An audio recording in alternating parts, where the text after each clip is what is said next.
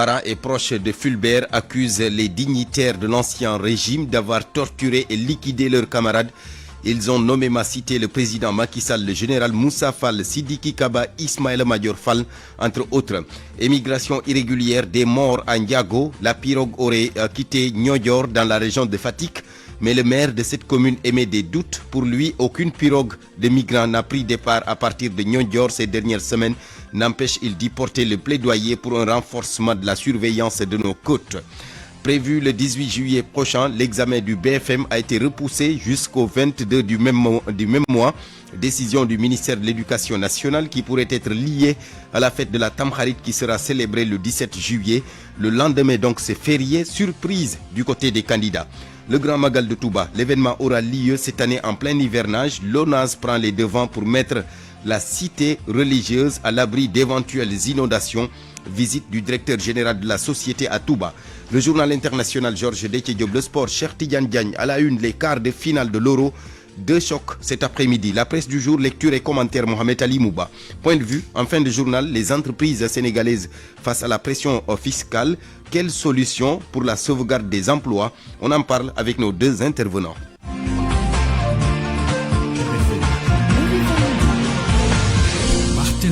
Ali Ba est à la technique de ce journal. Bienvenue à tous. D'abord, le dossier de Fulbert Sambou et Didier Badji qui refait surface. Les parents et amis accusent l'ancien président de la République Macky Sall, le général Moussa Fall et les deux autres anciens gardes des Sceaux, Sidiki Kaba et Ismaïla Madior Fall, d'avoir torturé et liquidé leurs camarades. Ils estiment que la dernière sortie de l'ancien ministre de la Justice, Ismaïla Madior Fall, évoquant la loi d'amnistie, est un aveu de taille. Ses parents et proches, face à la presse ce matin, réclament justice pour le sergent Fulbert Sambou et l'adjudant Didier Badji, deux sous-officiers de l'armée portés disparus le 18 novembre 2022 au niveau des rochers du Cap Manuel. Massaer Ngom, leur porte-parole, avec Koumba Sandiane Faye. Fulbert Sambou était ceux-là qui s'étaient jurés de se sacrifier pour la patrie. Nous sommes du même contingent, appartenant à la première faction du contingent 1998. Nous l'avions connu comme étant un homme brave, social et responsable. Dès que nous avions participé ensemble à des missions de protection dans des zones à haut risque, sa bravoure et sa ténacité l'ont toujours ramené sain et sauf. La main ennemie qui lui a porté le coup fatal par surprise après 25 ans de service devrait être censée le protéger. Fulbert Sambou ne pouvait deviner que cette main viendra de l'intérieur. Depuis lors, combien de complaintes sont émises, combien de gémissements sont proférés, combien de cris de justice sont lancés. Cette forfaiture doit-elle rester impunie? Aujourd'hui, on nous sert un discours égoïste, celui de l'amnistie, où des sanctions sont suspendues. Le bon sens est la chose la mieux partagée. Et il est inutile de dire que pour cela, dans ce cas, si le législatif a voté une loi d'amnistie, c'est qu'il y a crime. S'il s'agissait de noyade qu'on utilise comme prétexte ici, on n'aurait nullement besoin d'amnistier qui que ce soit. Justice doit être rendue pour les amis et la famille pleurée puissent retrouver goût à la vie et au sacrifice. Pour cela, nous lançons un appel aux nouvelles autorités étatiques et militaires pour que la lumière soit faite sur cette affaire. Sur cette affaire justement, cette affaire Fulbert Sambou et Didier Badji, la sortie de l'ancien ministre de la Justice, Ismaïla Madior Fall, a suscité une vague d'indignation. Il a déclaré mercredi soir sur le plateau de la 7TV que l'affaire de ces deux sous-officiers sénégalais est en principe incluse dans la loi d'amnistie votée à quelques jours seulement de la présidentielle du 24 mars dernier. Et bien le lendemain, Ismaïla Madior Fall a présenté ses excuses évoquant un lapsus. Anna Rocha. 4 mois après son adoption par l'Assemblée nationale, la loi d'amnistie relative aux faits liés aux manifestations politiques ayant secoué le pays entre février 2021 et février 2024 continue de faire débat. Interpellé mercredi sur le sujet, le ministre de la Justice au moment des faits, Ismaïla Madior Fall, a créé une vive polémique. L'affaire Fulbert Sambou et Didier Badji, du nom des deux sous-officiers mystérieusement disparus en novembre 2022 en mer, serait prise en compte dans cette loi, selon lui. Sénégal, depuis 1960, nous avons dit loi d'amnistie. Nous avons abrogé la loi d'amnistie. C'est l'Assemblée nationale qui est souveraine, c'est les députés. Mais tant qu'abrogé, c'est le juge qui l'applique. Ce n'est pas les hommes politiques qui appliquent la loi d'amnistie. Mais l'affaire Didier Badji et Fulbert Sambou, c'est pris en charge dans la loi d'amnistie. Oui, on peut le considérer, parce que la loi d'amnistie, il faut l'argent. On a mis tous les événements qui sont liés depuis mars 2021 jusqu'à 2023. Donc, en principe, c'est inclus là-dedans. La loi est large. Dès le lendemain, l'ancien garde des Sceaux reprécise sa pensée sur ses comptes Facebook et Twitter. Ismaïla Madior Fall explique que sa réponse est tout simplement un lapsus dont il voudrait s'excuser. Mais la tension n'est toujours pas redescendue. Le 29 novembre 2022, le procureur de la République avait annoncé dans un communiqué la découverte du corps sans vie du sergent Fulbert Sambou. Il a été inhumé sans autopsie. 2 ans après, Didier Badji reste lui introuvable. À Narocha, émigration irrégulière des morts en Ndiago, la pirogue aurait quitté Niodior, c'est dans la région de Fatick, mais le maire de cette commune émet des doutes car pour lui, aucune pirogue de migrants n'a pris départ à partir de Niodior ces dernières semaines. N'empêche, il dit porter un plaidoyer pour le renforcement de la surveillance des côtes et des frontières. Aminata Goudiaby. Au bout du fil, le maire de Dionewar qui polarise le village de Niodior apporte d'abord des précisions. Pour rétablir la vérité, donc la pirogue n'a pas pris départ à Niodior. D'après plusieurs sources, la pirogue serait partie de Djirnda, une autre commune insulaire du département de Foundiougne. Cependant, 6 des victimes sont de Niodior. 2 décès, dont une fille mineure, sont enregistrés. Il y a aussi des blessés. La pirogue qui les transportait aurait pris feu. Lansana Sarr, maire de Dionewar. Parmi les passagers, 2 ont pu malheureusement décéder. Une fille un homme d'une quarantaine, les 4 autres c'est des rescapés. Et parmi les rescapés, il y a des brûlés. Donc parce que la pirogue a pris feu, il y a eu une panique généralisée dans la pirogue et les gens ont sauté. À Keur Sambagui, une commune de l'arrondissement de Toubacouta située à la frontière gambienne, les habitants pleurent également leur fils décédé récemment dans un chavirement de pirogue en partance pour l'Europe.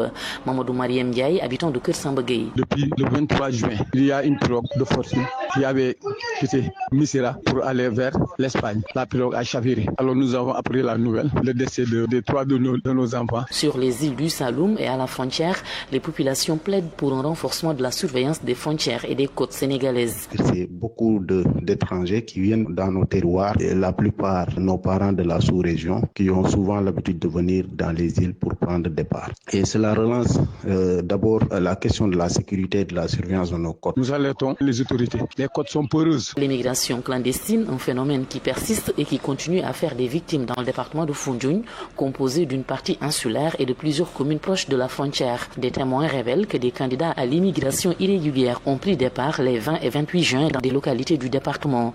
Un autre départ effectué le 1er juillet nous est également signalé. Aminato Goudiaby, Fatick RFM. RFM, partout, tout le temps. Je vous l'annonçais en titre, le report de l'examen du BFM jusqu'au 22 juillet prochain. Surprise chez les candidats. L'examen était initialement prévu le 18 du même mois, le 18 juillet donc. Un report qui pourrait être lié à la fête de la Tamkharit prévue le 17. Et vous le savez bien, le lendemain de la Tamkharit, eh bien c'est férié. Reportage au lycée Blaise Diagne, Salimata Aou. Un silence de cathédrale au CM Blaise Diagne. Les rares élèves trouvés sur place sont des candidats au BFM. Un examen qui se tiendra finalement le 22 juillet. Les collégiens ne sont pas informés.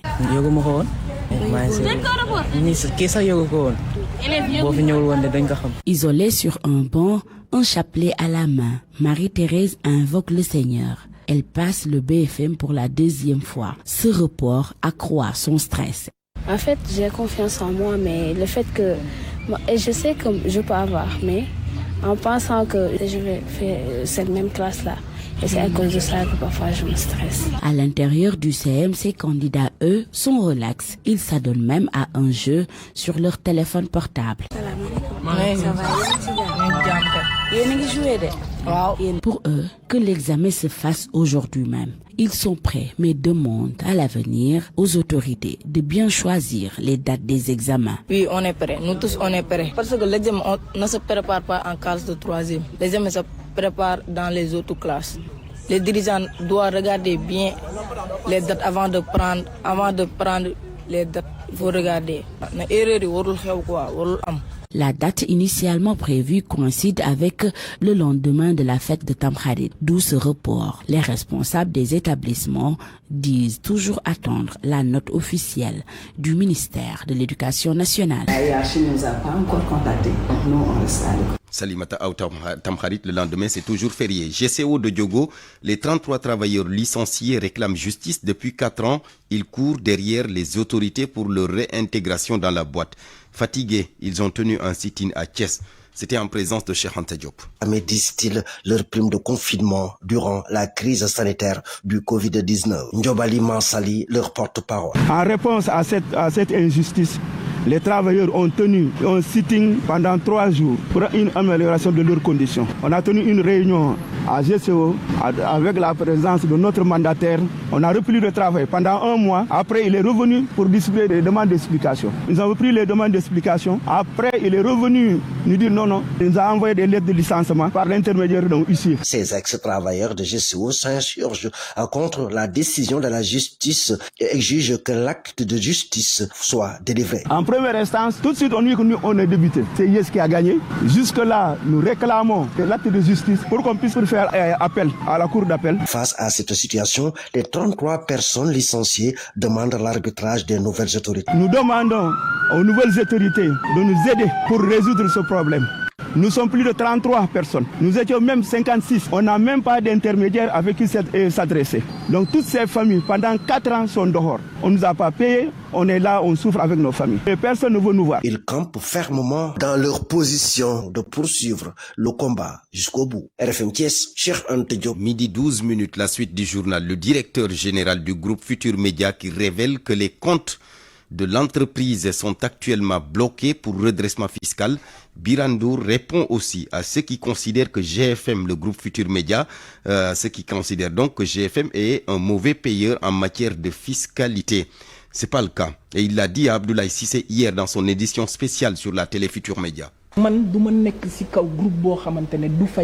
GFM doit de l'argent au fisc, c'est vrai, mais GFM paye l'impôt. Dire que le groupe Futur Média ne paye pas l'impôt, ça ne correspond pas à la vérité, ce n'est pas vrai. Pour preuve, dans le cadre évidemment du redressement fiscal qu'on nous a imposé il y a quelque temps, nous avons remis à l'administration fiscale plus de 1,844 milliards de francs CFA. Donc, c'est des choses qui arrivent dans la vie d'une entreprise. Tous ceux qui sont à la tête des entreprises le savent. Quelquefois, vous avez des arriérés, c'est normal. C'est des actes de gestion aussi. Pour cela, lorsque nous sommes confrontés à ces difficultés, discutons avec les fonctionnaires qui nous reçoivent bien, généralement, et les fonctionnaires du ministère des Finances font moratoire et nous payons. Qu'à cela ne tienne, nos comptes sont bloqués depuis quelque temps. Nous n'avons pas voulu trop communiquer là-dessus. Nous restons dignes dans l'épreuve et nous continuons la discussion. Donc, je rappelle juste que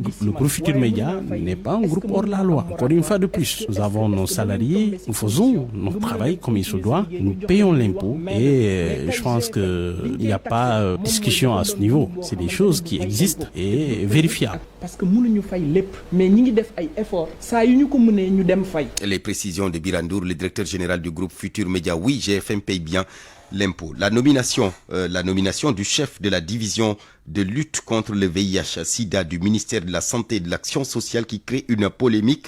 Les associations de personnes vivant avec le VIH ou affectées par le VIH s'insurgent contre le choix du profil. La présidente de Aboya, Madame Diop, dit ses craintes pour ce poste occupé par un spécialiste en économie, non en infectiologie. Nous l'écoutons, Madame Diop, avec Kawambaye. Je pense que c'est écœurant aujourd'hui qu'on remplace un professeur agrégé, un médecin militaire qui a œuvré dans la lutte contre le sida depuis plus de 10 ans, qui gère des cas d'infection les plus compliqués du Sénégal et qui aujourd'hui a redonné espoir à beaucoup de personnes vivant avec le VIH à travers ses compétences. Donc moi j'ai du mal aujourd'hui que cette personne soit remplacée par peut-être un économiste de la santé. Si aujourd'hui on nous avait dit que le professeur Cheikh Tidiane Ndour a été remplacé par le professeur, par exemple, de Fatungom, le professeur Seydi et autres, on n'allait pas se prendre parce qu'on s'est dit que c'est peut-être des personnes qui s'y connaissent, qui sont dans le milieu. Mais aujourd'hui, on le remplace avec une personne qui aujourd'hui, si tu lui demandes c'est quoi la charge virale ou bien c'est quoi le taux de Sénégal, il ne sera même pas en mesure de te le dire. Je pense que le Premier ministre ne nous avait pas promis ça. Il nous avait dit qu'il n'y a pas de gâteau à se partager. Donc on pensait que les personnes qu'il faut à la place qu'il faut. Mais aujourd'hui, c'est tout à fait le contraire. Parce que ce gars-là, d'après les informations qu'on a eues, c'est un responsable Pastef de Malikonda. Moi, personnellement, j'ai travaillé avec lui au niveau de la division de lutte contre le sida. Et on sait qu'il n'a ni les compétences, ni la capacité de gérer la division de lutte contre le sida. Et vraiment, ce ministre de la Santé, il n'a qu'à revenir sur sa décision. En tout cas, nous, organisation de femmes vivant avec le VIH, organisation de personnes affectées ou infectées par le VIH, en tant qu'activistes, en tant que communautaires, nous sommes contre cette nomination. L'inquiétude des associations donc de personnes vivant avec le VIH suite à la nomination d'un économiste comme chef de la division de lutte contre le VIH-Sida au ministère de la Santé et de l'Action sociale. Direction Saint-Louis. Saint-Louis qui attend Ousmane Sonko samedi. Demain, ça coïncide avec la 12e journée du Set-Setal national. Eh bien, les populations de Pikine, l'une des étapes de la tournée de mobilisation pour l'élimination définitive du bassin de rétention qui pollue l'environnement à Pikine, ce quartier qui a un problème d'assainissement depuis quelques années. Les eaux usées et l'odeur nauséabonde entre le sommeil des populations. Ousseynou Diop. Voici ce qui attend le Premier ministre Ousmane Sonko demain à Saint-Louis dans le quartier Pikine pour le lancement de la deuxième phase de l'opération Set-Setal. Un bassin de plusieurs centaines de mètres occupé par les ordures, un système de canalisation défectueux. Dans ce quartier, l'odeur nauséabonde envahit les rues et ruelles. Aliou Sow, boutiquier du quartier sans désordre. Précisément à Pikine, nous sommes très fatigués ici. L'odeur est vraiment insupportable. Vraiment insupportable. Pour Aliou Sow, le Premier ministre Ousmane Sonko a une lourde tâche pour régler l'assainissement à Pikine, mais également les ordures qui hantent le sommeil des populations.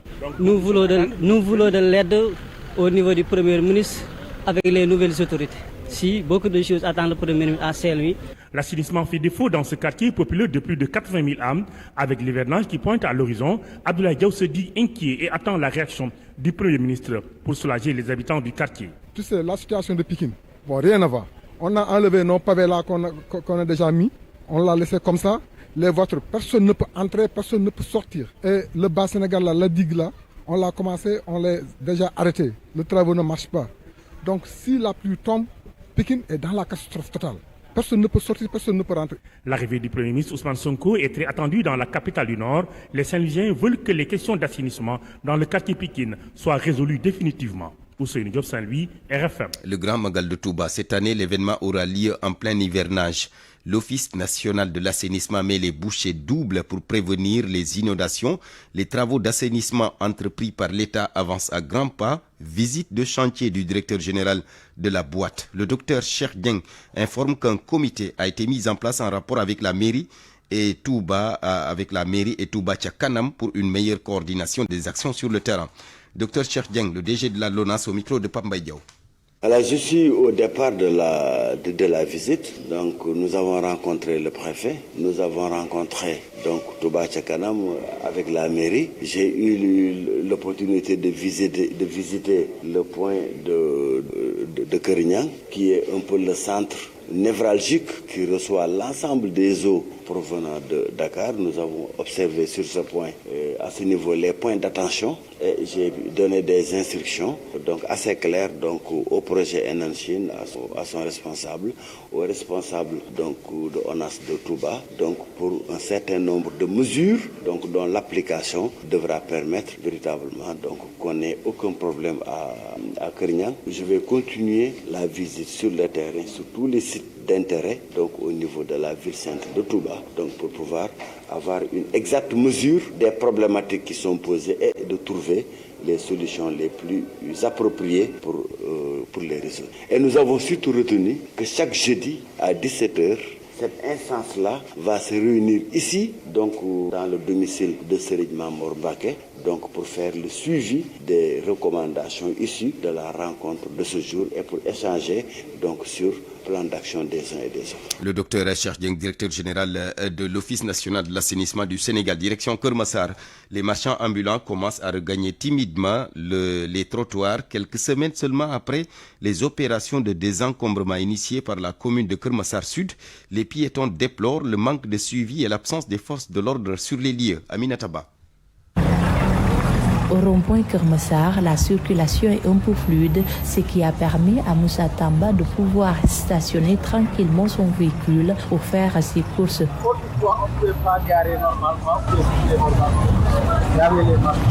Toutefois, les marchands ambulants envahissent à nouveau petit à petit la voie publique avec leur lot de marchandises. Et pourtant, la mairie de Keur Massar Sud avait effectué pendant plusieurs semaines des opérations de désencombrement. Abdou et piétons, ils déplorent le manque de suivi. La mairie de Keur Massar avait bien démarré, mais malheureusement, les marchands ambulants commencent à revenir. Nous avons même des problèmes pour circuler normalement. Nous le déplorons. Les opérations doivent avoir un suivi. Cet autre passager, Mortala, estime que ce sont les autorités qui ont reculé face à la révolte des marchands ambulants. S'il le regagne, c'est parce que le discours du Premier ministre dimanche passé les a encouragés. Lui qui disait que je n'étais pas au courant, mais de par cette souplesse-là, on laisse aller. Là, tu vois plus de gendarmes qui sont là à les déguetter. Il n'y a plus tout ça. Tous les déguetés vont revenir. Pour éviter l'occupation anarchique des voies publiques, il faut d'abord caser les marchands ambulants. C'est l'avis de ces habitants de Keur Massar, Papchao et Mortala. Souvent sans formation, la politique serait aussi de les former. Avoir un endroit où les mettre. L'État est invité à appuyer les collectivités territoriales dans les activités de désencombrement. Il faut aussi des stratégies pour faciliter l'insertion et l'emploi aux jeunes selon nos interlocuteurs. Ces derniers estiment que c'est l'une des meilleures façons de lutter efficacement contre l'occupation anarchique des trottoirs. Aminata Ba, Keur Massar, Radio Média. L'actualité internationale. C'est avec Georges Déthié. Bienvenue Georges. Merci Barthélémy. Au Mali, 4 adolescents tués dans une explosion à Gao. C'est à la suite d'une manipulation du restant d'un explosif de guerre. Les victimes sont âgées respectivement de 6, 7, 9 et 11 ans. L'incident s'est produit hier jeudi dans la localité d'Edang après le camp de l'armée malienne. Au Soudan, plusieurs morts également dans le naufrage d'une embarcation. Plus de 20 personnes, elles ont péri alors qu'elles tentaient de fuir les combats opposant les forces paramilitaires à l'armée dans le sud-est du pays. Oumokal Somli. Environ 25 personnes, principalement des femmes et des enfants, ont trouvé la mort dans le naufrage d'un bateau. Alors qu'elles traversaient le Nil Bleu dans l'état de Sennar, a déclaré dans un communiqué le comité de résistance locale sans préciser la date. Des familles entières ont péri en tentant de fuir face à l'avancée récente des paramilitaires dans la région, a ajouté le groupe pro-démocratie qui documente et organise l'entraide entre habitants. Ce nouveau drame survient au moment où les paramilitaires des forces de soutien rapide en guerre contre l'armée ont réalisé une percée significative depuis fin juin dans cette vaste région du Soudan, au prix de violents combats. Les autorités locales de l'état de Gédaraf ont estimé jeudi à 120 000 le nombre de personnes déplacées arrivées récemment à Gédaraf, un état voisin de Sennar relativement épargné par les violences. Parmi elles, 90 000 ont été officiellement enregistrées selon la même source. Lundi, le bureau des affaires humanitaires des Nations Unies a indiqué que plus de 55 000 personnes avaient fui la ville de Sindia, capitale de Sennar, où plus d'un demi-million de personnes s'étaient réfugiées pour échapper à la guerre. 2 jours auparavant, le FCR avait annoncé avoir pris le contrôle d'une base stratégique de l'armée à Sindia, entraînant une crise humanitaire majeure avec la fuite de nombreux villageois à bord de petites embarcations en bois sur le Nil. La plupart ont convergé vers Gédaref, qui accueille déjà plus de 600 000 déplacés, selon l'ONU. Demain, premier sommet de l'Alliance des États du Sahel, l'AES, qui regroupe le Mali, le Burkina Faso et le Niger. La rencontre va se tenir à Niamey où sont attendus le capitaine Ibrahim Traoré et le colonel Assimi Goïta. La rencontre qui se tient avant le sommet de la CEDEAO prévu le lendemain dimanche à Abuja. la CEDEAO que ces 3 pays ont quitté début 2024. L'AES a été créée en septembre 2023. Hors du continent, au Royaume-Uni, le Premier ministre britannique Rishi Sunak a annoncé ce matin sa démission de la tête du parti conservateur après sa cuisante défaite lors des législatives. Il a présenté aussi ses excuses aux Britanniques en quittant Downing Street. Après ce résultat, je quitterai le poste de chef de parti, pas immédiatement, mais une fois que tout sera mis en place pour désigner mon successeur, a-t-il précisé, avant d'aller présenter la démission du gouvernement au roi Charles III, qui, dans la foulée, a nommé Keir Starmer Premier ministre. Second tour de la présidentielle iranienne ce vendredi. Le scrutin oppose l'ultra-conservateur Saïd Jalili au réformateur Massoud Pezeshkian. Le premier tour a connu la plus faible participation depuis 45 ans, avec un taux en dessous des 40%. Merci beaucoup, Georges Détier. Parole aux auditeurs. L'actualité, qu'en pensez-vous? Moi, je pense que vous devez. Réagissez dans nos éditions d'information sur l'actualité. Bonjour. Du lundi au vendredi, vous avez la parole sur RFM. Point de vue, les entreprises sénégalaises face à la pression fiscale, quelle solution pour la sauvegarde des emplois? On en parle avec nos 2 intervenants tout à l'heure en fin de journal. Nous serons avec Cheikh Tidiane Sy Al-Amin, président directeur général de Takamoul Agro et membre du bureau exécutif du CNP, le Conseil national du patronat, et Abdoulaye Seck, économiste spécialiste en finance et gestion de portefeuille. RFM Sport. Cheikh Tidiane Diagne, bonjour. Bonjour à vous, Barthélémy. Pape Gueye qui migre en Espagne. Oui, libre de tout contrat après la fin de son aventure à l'Olympique de Marseille, le Sénégalais a signé à Villarreal jusqu'en 2028. Il y retrouvera son ancien entraîneur à l'Olympique de Marseille, Marcelino, passé justement par le club olympien de juillet à septembre 2023. Recruté le 1er juillet 2020 en provenance du Havre, c'est en qualité de jour libre que Pape Gueye a quitté l'Olympique de Marseille 4 ans plus tard, jour pour jour. Justement, le Sénégal partage donc sa poule avec le Burkina Faso, l'une des équipes les plus redoutables du chapeau 2. Les étalons, 8e de finalistes lors de la dernière CAN, seront un sacré client pour les Lions d'Aliou Cissé qui devront élever leur niveau de jeu pour espérer terminer à la tête du groupe L. Le Malawi et le Burundi complètent donc le groupe L du Sénégal dont le tirage a été effectué hier. Nous allons écouter l'avis de notre consultant, Mohamed Gandour. Le Sénégal se retrouve dans une poule abordable avec le Burkina Faso, le Malawi et la Tanzanie. Grâce à son classement, le Sénégal a pu bénéficier d'une, on va dire, une position avantageuse, lui évitant certains grands d'Afrique. Donc je pense que c'est une poule, à part le Burkina, qui va être pour moi l'épouvantail du chapeau 2. On se retrouve avec 2 équipes, le Malawi et la Tanzanie. Ce sont des équipes qui peuvent surprendre, qui peuvent poser des problèmes, mais logiquement, cette poule taillée pour le Sénégal, pas beaucoup d'incertitudes dans cette poule-là, bien sûr, si jamais nous jouons à notre niveau. Donc je pense que c'est un tirage au sort intéressant pour nous, se refaire une santé après l'élimination en 8e de finale, revenir au devant de la scène africaine, surtout ça dans cette compétition majeure. Je dirais que c'est une poule très abordable. Une poule très abordable. Cheikh Tidiane, des rendez-vous devant le petit écran cet après-midi, les quarts de finale de l'Euro, 2 matchs chocs à partir de 16h. Oui, ça se sent, Barthélémy, vous êtes en extase. La dernière ligne droite de l'Euro démarre donc aujourd'hui. La première affiche des quarts de finale met aux prises 2 mastodontes du football européen à l'image de l'alléchant Espagne-Allemagne qui donnera le coup d'envoi des hostilités ce vendredi dès 16h à 19h. Un autre choc étoilé entre le Portugal de Cristiano Ronaldo et la France de Kylian Mbappé, un remake de la finale de 2016 remportée justement par les Lusitaniens avec un certain Cristiano Ronaldo. Ce sera en direct sur cette antenne, non? Clairement, oui. Voilà. La lutte pour finir. Et c'est pour parler de ce rendez-vous du CNG qui organise un point de presse ce vendredi à 15h30 à l'Arène nationale. Hors du jour, disposition particulière de lutte contre la fin tardive des galas de lutte. Merci beaucoup, cher Tidiane. La presse du jour. La presse de ce vendredi. Lecture, commentaire. Mohamed Ali Mouba, bonjour.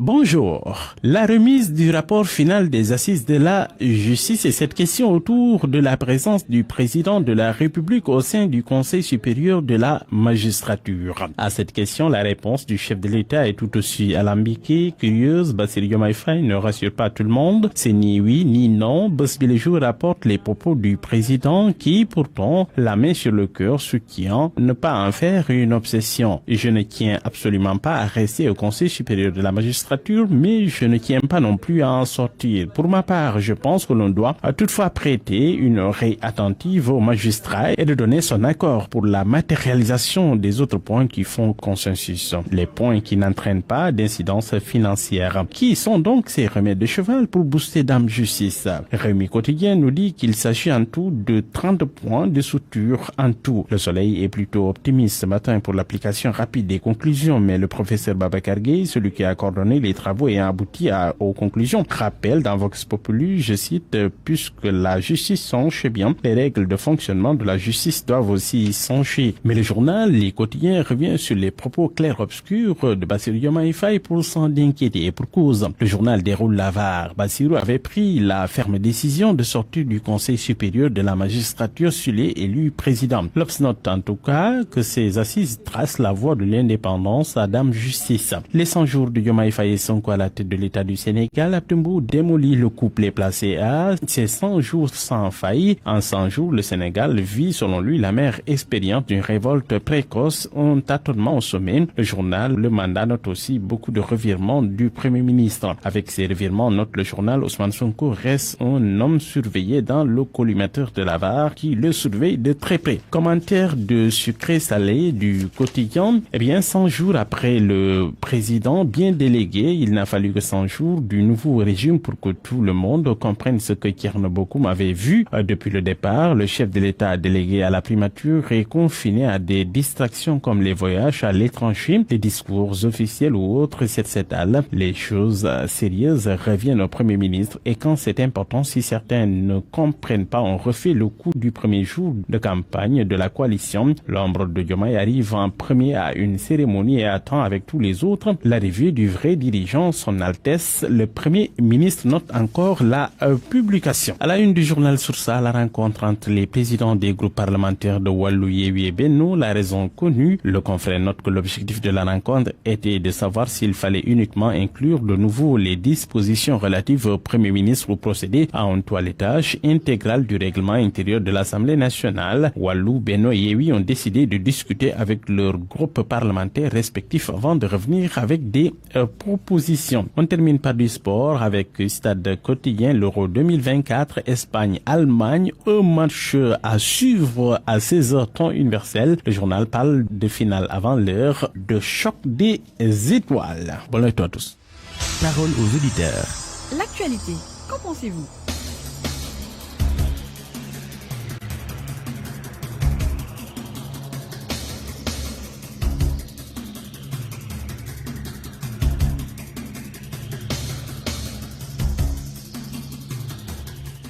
Point de vue, les entreprises sénégalaises face à la pression fiscale, quelle solution pour la sauvegarde des emplois?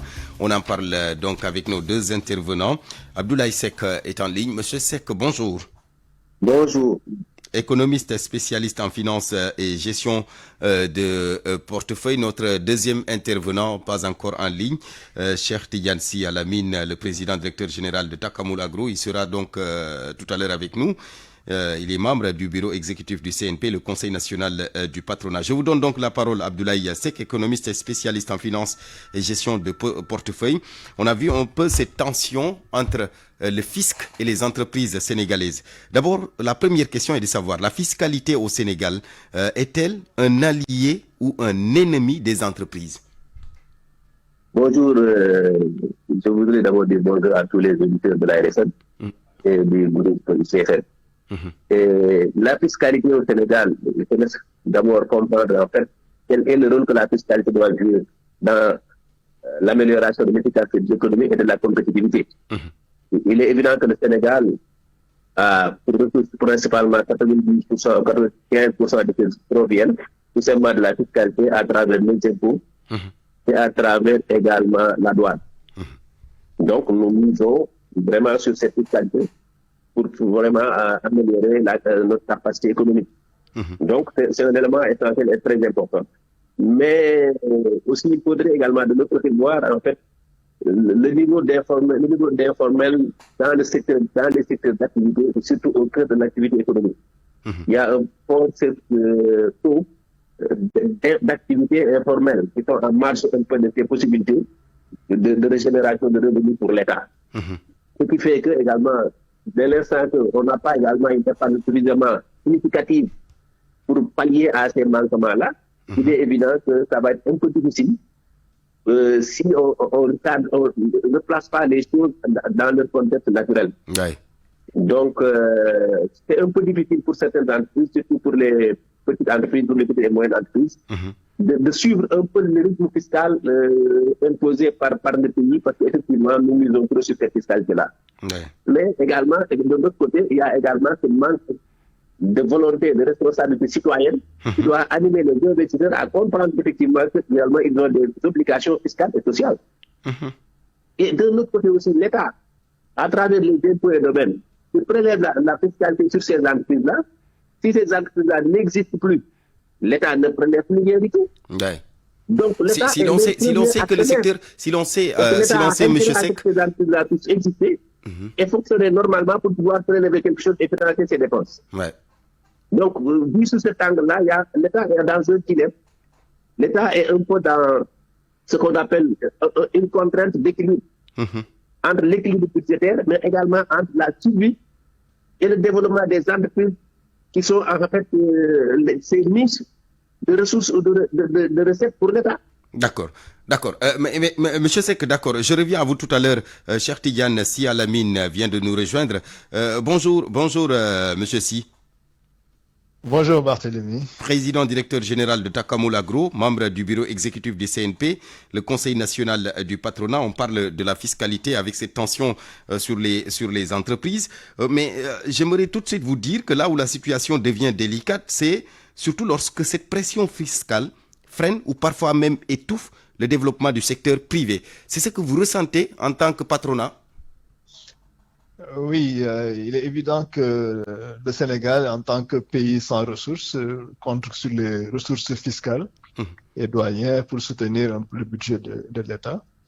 Mais ce paradigme nous met, nous, en tant qu'entreprise formelle, dans une situation où nous subissons une pression fiscale très, très importante, d'autant plus que, comme l'a dit mon prédécesseur, l'assiette fiscale est très étroite.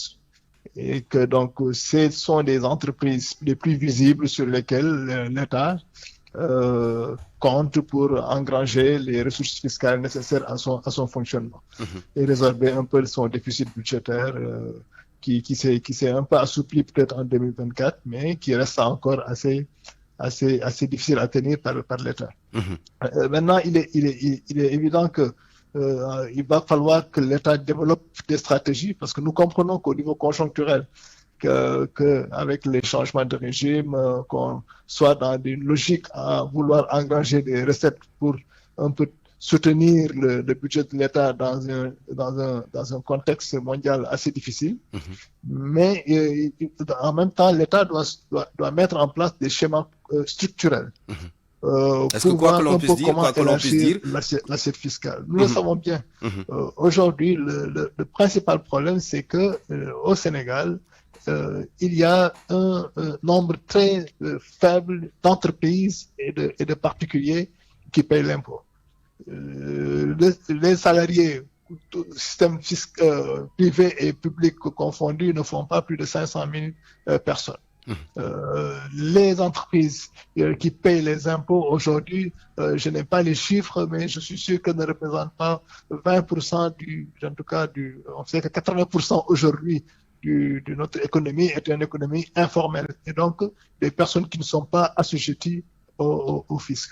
Là, c'est un problème. Structurellement, l'État doit réfléchir pour comment élargir cette assiette fiscale pour toucher le plus de contribuables possibles, notamment les sociétés qui évoluent dans le secteur informel. Et au-delà de cela, il y a des niches qui ne sont pas encore exploitées. Je parle un peu de l'immobilier, qui est une niche quand même assez importante, mais sur lesquelles aujourd'hui l'État le taux d'imposition est encore très, très faible. Je pense qu'on est à l'ordre de 5% du montant, en tout cas des recettes issues de l'immobilier. Il y a aussi les impôts sur les fortunes. Aujourd'hui, il est difficile pour l'État de déterminer les fortunes des Sénégalais et de pouvoir les taxer de manière assez substantielle. Donc, ce sont des niches sur lesquelles l'État peut appuyer au lieu de taxer aujourd'hui les investissements. Je peux vous le dire, nous qui sommes dans les schémas d'investissement aujourd'hui, nous ne sommes pas nous ne sommes pas soutenus par l'État. En raison de ces contraintes conjoncturelles qui font que l'État s'appuie, en tout cas ne délivre plus les titres d'exonération, même si on ne le dit pas de manière formelle, mais il y a beaucoup de blocages aujourd'hui sur les programmes d'investissement en raison de ces contraintes mises en place par l'État pour engranger plus de recettes fiscales. Alors, donc l'État est obligé de taxer les investissements au lieu de taxer les revenus de ces investissements. Il va falloir qu'on puisse structurellement voir dans quelle mesure ouvrir un peu les vannes pour permettre de booster l'investissement et sur cette base-là maintenant qu'on pourra taxer les entreprises qui ont généré des revenus sur la base de ces investissements. D'accord.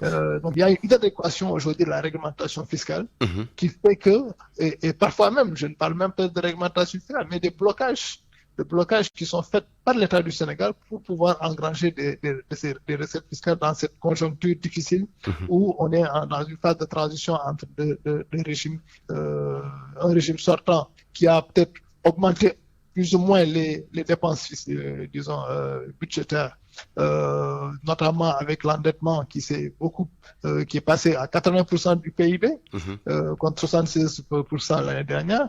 Les revenus salariés, en tout cas les salaires qui ont été augmentés aussi au niveau de la fonction publique, tout cela fait que l'État entrant a besoin de recettes fiscales. Et je pense qu'il va falloir qu'on réfléchisse plus structurellement que conjoncturellement pour pouvoir arriver à un certain niveau de performance des entreprises qui va permettre à l'État d'engranger des recettes sur la base de la taxation des résultats d'exploitation. Je reviens à vous tout à l'heure, cher Tidiane Sy Al-Amine. Alors, Abdoulaye Seck, aujourd'hui, la question est de savoir quelle est aujourd'hui la solution à mettre en place pour la sauvegarde des emplois si l'on sait que le secteur privé est le premier pourvoyeur d'emplois, quoi que l'on puisse dire. Oui, moi je suis parfaitement d'accord. Je salue d'abord aussi M. Tidiane Sy, doublement d'ailleurs pour sa casquette d'entrepreneur, remarquable au niveau national, mais également pour sa casquette également de marabout. Donc l'autre aspect, c'est nous sommes parfaitement d'accord et en phase par rapport à l'application d'une fiscalité punitive dissuasive qui serait vraiment contraire à l'esprit d'investissement et à l'initiative privée. Donc il va falloir effectivement essayer de travailler sur l'élargissement de l'assiette fiscale. Et je vois que dernièrement, il y a des trucs qui ont été mis en place, surtout sur la TVA, sur les prestations informatiques des entreprises étrangères, et les prélèvements également prioritaires. Mais il faut aller plus loin que cela. Il faut aller vraiment dans cette niche, dans cette importante manne qui est là au niveau du secteur informel. Et des BTP, comme il a dit. Effectivement, pour les BTP, c'est taxé de façon vraiment très faible. Très faible. L'État retire vraiment une portion très faible. Alors que pour les BTP, il y a plusieurs milliards qui sont mobilisés. Donc, il faut aller vers ça également. Mais l'essentiel dans cette affaire-là, c'est qu'il faudrait qu'on ait également une politique beaucoup plus inclusive et concertée. Il faudrait que l'État et les contribuables concernés se réunissent de façon concertée et inclusive pour mettre en place des stratégies de mobilisation qui tiendront en compte des capacités et des positions des uns et des autres pour appliquer des mécanismes d'accompagnement et d'encadrement pour permettre à certaines entreprises qui sont en proie à certaines difficultés d'avoir un plan plus ou moins souple et les encourager à payer, mais avec des périodes qui leur permettront quand même également de sauvegarder l'unité de production et les emplois. Moi, je pense qu'il faut aller vers ça. Il faut éviter. Ce qu'il faut éviter dans cette affaire-là, c'est qu'en finance, en économie, on n'a pas besoin de bruit. On n'a pas besoin de médiatisation. Il faut aller vers des rencontres inclusives entre les acteurs concernés et non sur le champ médiatique et politique pour en faire des armes pour l'utiliser à travers. Par exemple, rien que le CNP dont nous parlons, qui est un regroupement qui avoisine 300 et quelques entreprises, 300 000 entreprises, et qui contribue à autour de 1200 milliards en impôts et taxes. Et 300 000 emplois, 326 et quelques emplois d'entreprises, 300 000 emplois directement concernés et 1200 milliards. Si nous ne travaillons pas à maintenir ce CNP en vie, si nous ne travaillons pas à permettre à ce CNP encore plus de se développer et d'engranger d'autres entreprises qui sont dans le secteur informel, nous mettons à 300 000 emplois. Nous renonçons à 1200 milliards sur un budget de 7 000 milliards ou 5 600 milliards. Donc, je pense que tout le monde a intérêt à ce qu'on s'accorde sur l'essentiel, à ce qu'on trouve des solutions concertées et appréciées par tout le monde, approuvées par tout le monde, qui permettraient à tout le secteur de jouer son rôle. L'entreprise en responsable citoyen de faire face à ces contraintes fiscales et sociales, mais l'État également, en tant qu'actionnaire de ces entreprises-là, en tant que gérant de l'économie et des réformes, de pouvoir répondre aux attentes et de pouvoir vraiment permettre à ces entreprises-là d'être dans un créneau qui leur permettrait de façon structurelle de continuer à progresser et d'établir une véritable industrie capable de porter en fait l'économie sénégalaise vers le développement. Merci Abdoulaye Seck, économiste spécialiste en finance et gestion de portefeuille. Je termine avec vous, cher Tidiane Sy Al-Amine. Aujourd'hui, donc, la fiscalité est devenue une menace. Est-ce qu'aujourd'hui, avec cette menace, les investisseurs ne risquent pas de s'enfuir ou de ne pas venir investir au Sénégal? Il y a la question des entreprises nationales qui aujourd'hui, faut le dire, font face à des difficultés économiques, ce qui se répercute sur l'emploi. Oui, bien entendu, cette contrainte fiscale va se répercuter forcément sur les performances de l'État du Sénégal, en tout cas du Sénégal globalement pris, dans son attrait, par rapport à son attractivité même par rapport aux investissements directs étrangers. Et au-delà même des investissements directs étrangers, c'est son attractivité même par rapport à l'investissement. Aujourd'hui, si on parle plus, c'est vrai, de doing business, mais si on se compare aux autres pays de la sous-région comme la Côte d'Ivoire aujourd'hui, qui présente un avantage comparatif plus intéressant pour les investisseurs, nous risquons à terme de plomber un peu tout ce qui est investissement extérieur. Et je pense que c'est le lieu pour l'État du Sénégal, pour le gouvernement, de trouver les mécanismes afin d'aller vers une plus grande attractivité du Sénégal de par sa fiscalité. Je pense qu'il y a des schémas qui ont été posés récemment, comme la dématérialisation des procédures douanières, qui constituent une manière disons, de mieux contrôler comment dirais-je, la fiscalité douanière dans le pays, en incluant les petites entreprises qui jusque-là échappaient un peu au fisc. De même que les impôts aujourd'hui sont rentrés dans une phase de dématérialisation très poussée. Mais ce qu'il faut pour moi, c'est plus voir dans quelle mesure les entreprises qui jusque-là échappent. Donc pour vous, il faut tout simplement une fiscalité souple, mais élargie. Une fiscalité souple, un taux d'imposition plus faible et élargi à des acteurs économiques qui jusque-là ne seront pas partis de cette assiette foncière, de cette assiette fiscale du moins. Et cela est possible avec l'implication des banques, avec l'implication disons l'implication entre le système douanier et le système fiscal. Ça va permettre de mieux appréhender disons, les acteurs économiques qui échappent à la pression fiscale et à l'assiette fiscale, et donc qui pourrait permettre de réduire le taux d'imposition qui aujourd'hui frappe de plein fouet la totalité des entreprises aujourd'hui qui sont dans le secteur formel, les entreprises de BTP, les entreprises industrielles qui génèrent le plus d'emplois. Et si on veut avoir une bonne politique d'emploi, je pense qu'il va falloir que l'État réfléchisse sur ces schémas structurels dont j'ai parlé tout tantôt, afin de pouvoir, en tout cas, élargir cette assiette fiscale, inclure le secteur informel dans l'assiette fiscale et réduire le taux d'imposition. Donc, qui empêche en tout cas une meilleure compétitivité de l'économie sénégalaise dans sa globalité. Merci, ça ne devrait pas poser problème, surtout que la question de l'emploi fait partie des priorités des gouvernants, des autorités. Merci beaucoup, cher Tidiane Sy Al-Amine, président directeur général de Takamul Agro et membre du bureau exécutif du CNP, le Conseil national du patronat. Merci beaucoup également à Abdoulaye Seck, économiste, spécialiste en finance et gestion de portefeuille. On vous retrouve tous les deux tout à l'heure dans le journal de 13h. Ce sera avec Eladje Ndiogou Djen. Fin de ce journal présenté par Barthélémy Ngo, mise en onde Aliouba, digital Maïssa Baye, réalisation Eladje Ndiogou. Il sera là dans moins de 10 minutes. Chef d'édition Awambaye Mama Soukan. Bonne suite de programme sur la RFM.